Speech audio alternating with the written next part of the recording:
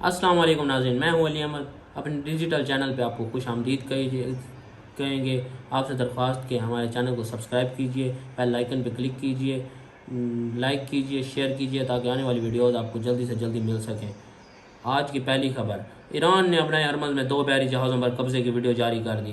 ایران نے اپنے ہرمز میں 2 بحری جہازوں پر قبضے کی ویڈیو جاری کر دی۔ جہازوں کو ایرانی ساحل پر منتقل کر دیا گیا۔ ایرانی بحریہ کا کہنا ہے کہ اپنے ہرمز کی حفاظتی انتظامات کو خطرے میں ڈالنے پر جہازوں کو قبضے میں لے لیا گیا۔ دوسری خبر سے آپ کو آگاہ کرتے چلیں، ایرانی فوجی طاقت امریکی دعووں سے زیادہ برقرار ہے، امریکی خفیہ حکام کا انکشاف ہوا۔ امریکی نشریاتی ادارے کی رپورٹ کے مطابق امریکی انٹیلیجنس سے واقف کئی حکام نے انکشاف کیا ہے کہ ایران کے میزائل، فضائیہ اور بحری قوت کا بڑا حصہ محفوظ ہے۔ امریکی خفیہ حکام کے مطابق ایران کی فوجی صلاحیتیں امریکی صدر ڈونلڈ ٹرمپ اور وزیر دفاع کے عوامی بیانات سے کہیں زیادہ برقرار نہیں۔ حکام کا کہنا ہے کہ جنگ بندی کے آغاز تک ایران کے بیلسٹک میزائل ذخیرے اور لانچنگ نظام کا تقریباً نصف حصہ محفوظ تھا، جبکہ پاسداران انقلاب کی بحری قوت کا لگ بھگ 60% اب بھی موجود ہے۔ ایک اور خبر سے آپ کو آگاہ کرتے چلیں، خلیجی اتحادیوں نے کرنسی سواپ کی درخواست کی ہے، امریکی وزیر خزانہ کا دعویٰ۔ امریکی میڈیا کے مطابق امریکی سینٹ کی سماعت میں بیان دیتے ہوئے اسکاٹ بیسنٹ نے کہا کہ کرنسی سواپ کی درخواست کرنے والوں میں متحدہ عرب امارات بھی شامل ہے۔ انہوں نے کہا کہ کرنسی سواپ کا مقصد امریکہ میں اتحادی ممالک کے اثاثوں کی بہنگم فروخت کرنا بھی ہوتا ہے۔ کرنسی سواپ معاہدے کے تحت امریکہ کسی ملک کو عارضی طور پر ڈالر فراہم کرتا ہے۔ امریکی وزیر خزانہ کا کہنا تھا کہ ڈالر کے بدلے میں امریکہ اس ملک کی کرنسی لیتا ہے تاکہ اس مالیاتی نظام مستحکم رہے۔ ایک اور خبر سے آپ کو آگاہ کرتے چلیں، نیتن یاہو نے ایران جنگ کا منصوبہ سابق امریکی صدور کو بھی پیش کیا تھا۔ سابق امریکی وزیر خارجہ، امریکہ کے سابق وزیر خارجہ جان کیری نے کہا ہے کہ اسرائیلی وزیر اعظم نیتن یاہو نے ایران جنگ کا منصوبہ سابق امریکی صدور جارج بش، براک اوباما اور جو بائیڈن کو بھی پیش کیا تھا، مگر ان سب نے اسے یہ کہہ کر مسترد کر دیا تھا کہ ابھی مسئلہ پرامن طور پر حل کرنے کے تمام طریقوں پر عمل نہیں کیا گیا۔ ویتنام اور عراق جنگ کا حوالہ دیتے ہوئے جان کیری نے کہا کہ ہم نے یہ سبق سیکھا ہے کہ امریکی عوام سے جھوٹ نہیں بولنا چاہیے اور پھر جھوٹ بول کر ان کے بچوں کو لڑنے نہیں بھیجنا چاہیے۔ ایک اور خبر سے آپ کو آگاہ کرتے چلیں، ایرانی وزیر خارجہ سے جنوبی کوریا کے خصوصی ایلچی کی ملاقات۔ جنوبی کوریا کے خصوصی ایلچی جینگ بنگھا نے ایران کے وزیر خارجہ عباس اراغچی سے تہران میں ملاقات کی، جس دوران ایرانی وزیر خارجہ نے ایران کے خلاف 40 دن کی جارحیت کے دوران امریکی اسرائیلی حکومت کے جرائم سے آگاہ کیا۔ عباس اراغچی نے دیگر ممالک پر زور دیا کہ وہ ان حملوں کی واضح اور سخت الفاظ میں مذمت کرے۔ ایرانی وزیر خارجہ کا کہنا تھا کہ خلیج فارس اور ابنائے ہرمز میں عدم استحکام کی بنیادی وجہ امریکہ اور اسرائیل کی جارحیت ہے۔ ایرانی وزیر خارجہ کے مطابق ایران ساحلی ریاست ہونے کے ناطے بین الاقوامی قانون کے تحت اپنی سلامتی اور مفادات کے دفاع کے لیے اقدامات کر رہا ہے، جبکہ ان اقدامات کے نتائج کی ذمہ داری جاری قانونوں پر عائد ہوتی ہے۔ مجھے لگتا ہے معاملہ کچھ زیادہ پھر گڑبڑ ہو گیا ہے کہ بھائی امریکہ نے اپنے شہریوں کو فوری طور پر لبنان سے نکلنے کی ہدایت کر دی ہے۔ بیروت میں امریکی سفارت خانے کی جانب سے بیان میں کہا گیا ہے کہ لبنان میں صورتحال پیچیدہ اور فوری تبدیل ہو سکتی ہے، اسی لیے امریکی شہری لبنان سے فوری نکل جائیں۔ یاد رہے کہ صہیونی فوج کی جانب سے لبنان پر حملوں کا سلسلہ جاری ہے۔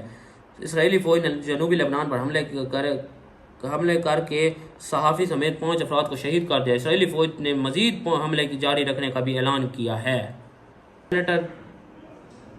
ایک اور خبر سے آپ کو کرتے چلیں، ڈیموکریٹک سینیٹر چک شومر نے ایران سے جنگ کے فوری خاتمے کا مطالبہ کر دیا ہے۔ سماجی رابطے کی ویب سائٹ ایکس پر جاری بیان میں چک شومر نے کہا کہ ہمیں ٹرمپ کی جنگ بند سے آپ کو آگاہ کرتے چلیں۔ وزارت خارجہ کے اعلیٰ حکام نے جمعے کو اسلام آباد میں مذاکرات کی حتمی تصدیق سے انکار کر دیا۔ ذرائع کے مطابق ابھی سب کچھ زیر غور ہے، حتمی نہیں۔ دوسری طرف ترجمان ایرانی وزارت خارجہ اسماعیل بقائی نے جنگ بندی کے لیے پاکستان کی کوشش کی تعریف کی۔ ترجمان اسماعیل بقائی نے کہا کہ جنگ بندی کے لیے پاکستان کی کوششوں کو سراہتے ہیں، ایران کے قومی مفادات اور سلامتی کے تحفظ کے لیے ضروری اقدامات کر رہے ہیں۔ گزشتہ روز امریکی صدر نے امید ظاہر کی تھی کہ ایران کے ساتھ مذاکرات کا دوسرا دور جمعے کو ہو سکتا ہے اور اس میں اچھی خبر متوقع ہے۔ صدر ٹرمپ نے ایران کے ساتھ آئندہ 36 سے 72 گھنٹوں میں مذاکرات کا امکان ظاہر کیا تھا۔ ایک اور خبر سے آپ کو آگاہ کرتے چلیں، Karachi chief of defence forces field marshal Syed Asim Munir امریکہ ایران مذاکرات کو مکمل طور پر ٹوٹنے سے بچانے اور رابطہ کاری کی کوشش کر رہے ہیں۔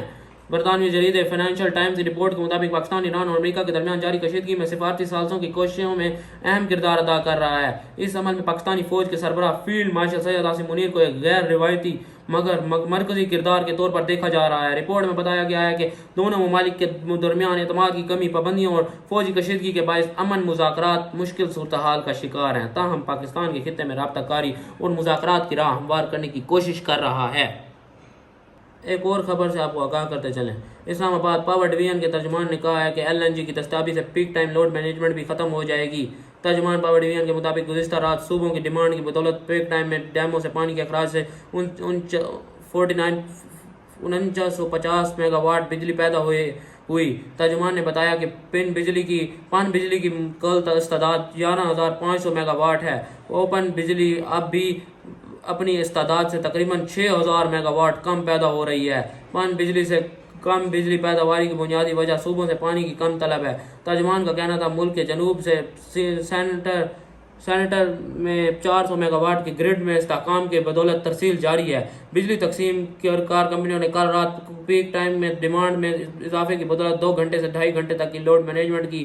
ملک کے زیادہ نقصانات والے فیڈرز پر پالیسی کے مطابق اکنامک لوڈ مینجمنٹ جاری رہے گی۔ اکنامک لوڈ مینجمنٹ کا پیک ٹائم لوڈ مینجمنٹ سے کوئی تعلق نہیں ہے۔ ترجمان پاور ڈویژن کا کہنا ہے کہ LNG کی دستیابی سے پیک ٹائم لوڈ مینجمنٹ بھی ختم ہو جائے گی۔ LNG کی عدم دستیاب کی بدولت 5500 میگا واٹ کے پاور پلانٹ سے بجلی پیدا نہیں ہو رہی۔ رات میں بجلی کے استعمال میں بچت کے اصولوں کو اپنانے کی ضرورت ہے تاکہ بڑھتی ڈیمانڈ کو بہتر طریقے سے مینیج کیا جائے۔ عالمی حالات اور پانی کی کم طلب کی بدولت رات میں شارٹ فال کا سامنا ہوتا ہے۔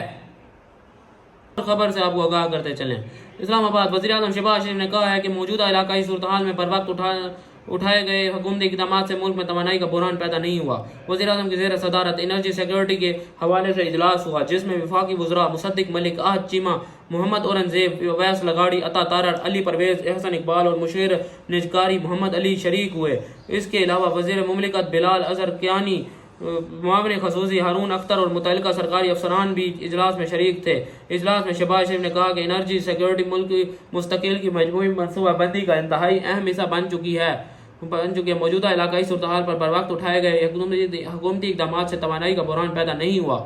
وزیر اعظم نے کہا کہ ضروریات کے پیش نظر خام تیل کے اسٹریٹجک ذخائر رکھنے کے حوالے سے منصوبے پر کام جاری ہے۔ توانائی کی بچت اور پائیدار ترقی کے لیے ذرائع آمد و رفت کو ماحول دوست برقی ذرائع پر منتقل کیا جائے۔ مستقبل میں سرکاری استعمال کے لیے بجلی سے چلنے والی بسیں، موٹر سائیکلیں خریدی جائیں۔ ای وی کے لیے چارجنگ اسٹیشنز کے قیام کے لیے مزید تیزی سے اقدامات لیے جائیں۔ شہباز شریف کا کہنا تھا کہ سولر سے پیدا اضافی بجلی کی اسٹوریج کے لیے بیٹریوں کا حصول آسان بنانے کے لیے لائحہ عمل تشکیل دیا جائے۔ مقامی طور پر اعلیٰ معیار کی اسٹوریج بیٹریوں تیار کرنے کی حوصلہ افزائی کی جائے۔ اس دوران وزیر اعظم کو بریفنگ میں بتایا گیا ہے کہ national coordination and management council صورتحال کا روزانہ کا بنیاد پر جائزہ لے رہی ہے۔ ملک میں اس وقت پیٹرولیم کی وافر ذخائر اور غذائی سیکیورٹی کی صورتحال مستحکم ہے۔ بریفنگ میں مزید کہا گیا کہ تیل گیس کی کمپنیوں کی کوششوں سے گیس اور تیل کی مقامی پیداوار میں اضافہ ہو رہا ہے۔ شمسی توانائی پیدا کرنے والے گھریلو صارفین کو بیٹری اسٹوریج لگانے کی حوصلہ افزائی کی جا رہی ہے۔ آج کے ولاگ سے اتنا ہی۔ آپ سے درخواست کہ ہمارے چینل کو سبسکرائب کیجیے۔ آج کا سپورٹ نہیں ہو رہی، ذرا ہمیں کوئی دکھائیں اور تاکہ ہمارا چینل بھی چلے، زیادہ سے زیادہ خبریں ہم بھی لے کے آئیں آپ کے لیے۔